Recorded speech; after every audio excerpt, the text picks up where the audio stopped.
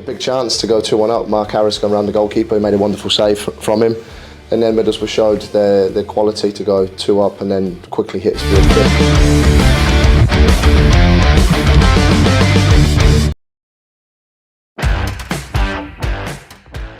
Persiapan demi persiapan terus dilakukan Timnas Indonesia untuk Piala AFF. Ya, dengan waktu kurang dari 1 bulan, Coach Shin benar-benar harus bekerja lebih keras untuk mengembleng fisik pemain yang dinilai masih kurang.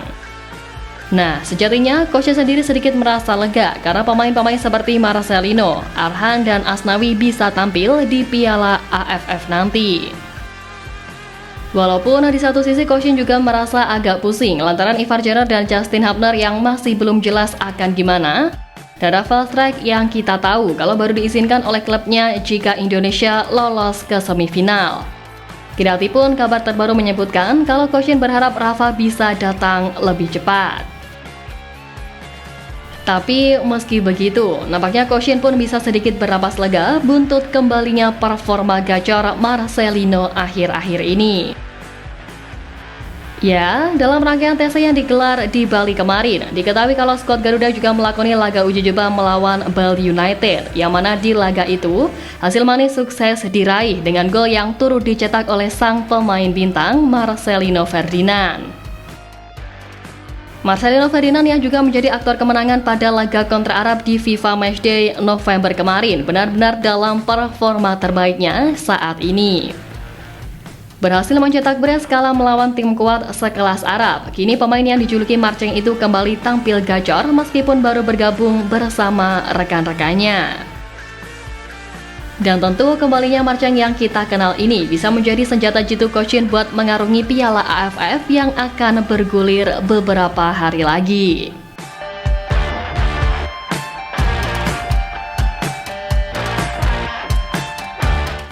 Ya, gol kemenangan atas hasil 2-1 dalam uji coba melawan Bali United kemarin, selain dicetak oleh Marcelino juga dicetak oleh Arhan Kakak melalui kotak putih penalti.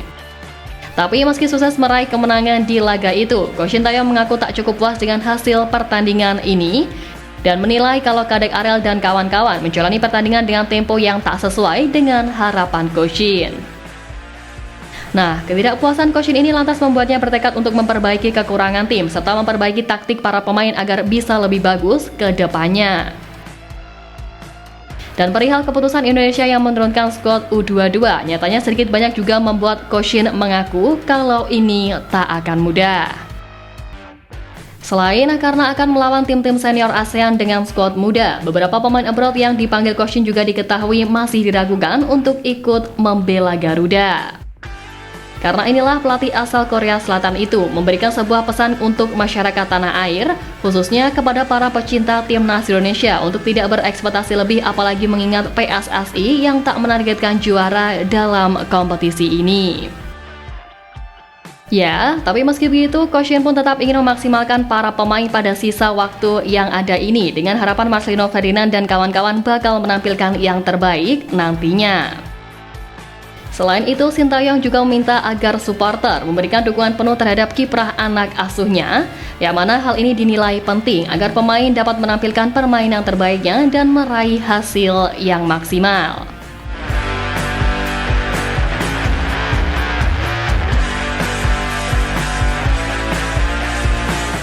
Di lain sisi persiapan yang dilakoni tim Garuda di AFF ini, pelatih Oxford United Des Buckingham mengomentari keputusan melepas Marcelino Ferdinand untuk berlaga di ajang bergengsi ASEAN ini.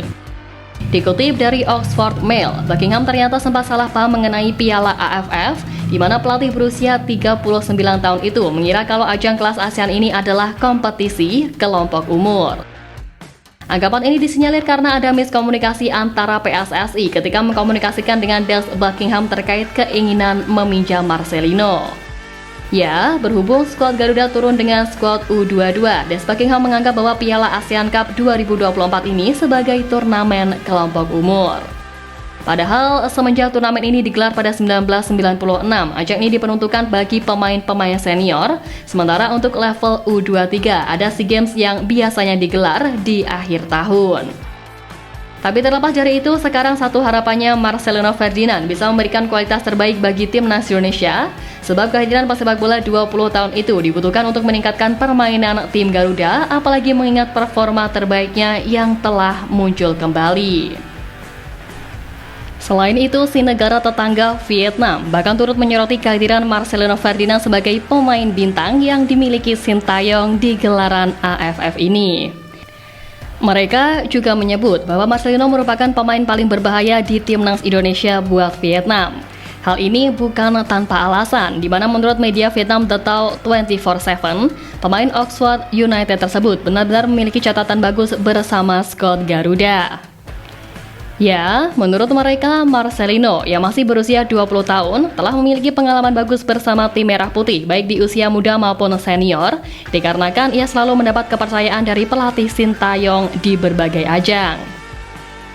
Dengan kemampuannya bersaing dengan para pemain naturalisasi timnas Indonesia, mereka menyebut kalau Marceng seperti tak tergantikan karena selalu mendapatkan kepercayaan dari Koshin.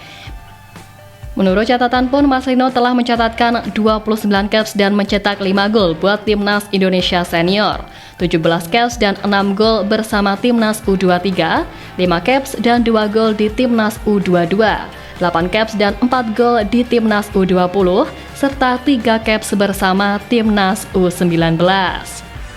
Tentu dengan catatan inilah, ia bahkan diakui oleh media Inggris The Guardian bahwa Marcelino masuk dalam daftar 60 pemain berbakat dan menjanjikan di dunia. Pada tahun 2021, Marcelino Ferdinand diakui oleh The Guardian sebagai salah satu dari 60 pemain paling berbakat dan menjanjikan di dunia. Tulis The Total 24/7. Ya, terlepas dari apapun, sekali lagi, kami tetap optimis bahwa timnas Indonesia yang main di Piala AFF akan bisa memberikan hasil terbaik. Karena meskipun muda, dari sisi kualitas pun pemain-pemain yang dipanggil juga terbilang oke, terutama dengan adanya pemain seperti Marcelino Ferdinand. Yang jelas dengan keputusan yang ada ini kita tetap maju, dan perihal hasilnya nanti gimana, itu nanti. Yang penting enjoy the moment aja. Buat para pemain, jadikan ini kesempatan bagi kalian untuk menunjukkan kualitas. Siapa tahu ya kan, ada kesempatan untuk masuk timnas utama yang main di round ketiga. Ya, walaupun mungkin gak main, tapi minimal bisa ikut latihan bareng pemain yang udah teruji di level Eropa, yang tentu akan jadi pelajaran tersendiri. Dan buat netizen, ingat, gak usah ekspektasi apa-apa serta gak usah menghujat semisal hasilnya gak sesuai keinginan kalian. Dukung dan doakan aja, karena ini tujuan utamanya adalah memberikan mereka pengalaman buat melawan pemain-pemain yang secara level udah senior.